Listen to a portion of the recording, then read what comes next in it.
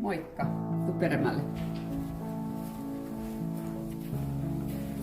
Tässä on meidän naula, kun sä voit jättää ulkojalkineita vaatteet siihen ja tossa on teetä ja keksiä. Ja asetu ihan rauhassa ja tuu sit mun huoneeseen tohon noin sit, kun sä oot valmis.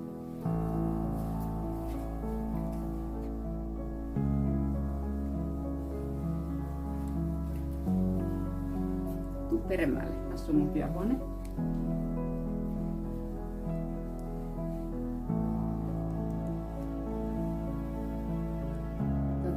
Mä toivotin sut tervetulleeksi samalla tavalla kuin mä yleensä toivotan tervetulleeksi mun asiakkaat.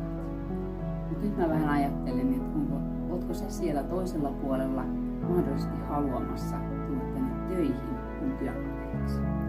Jos niin on, niin mä oon sit tosi iloinen ja vinkkaan sulle, että käy kattoo Kirkkorekryssä meidän ilmoitus.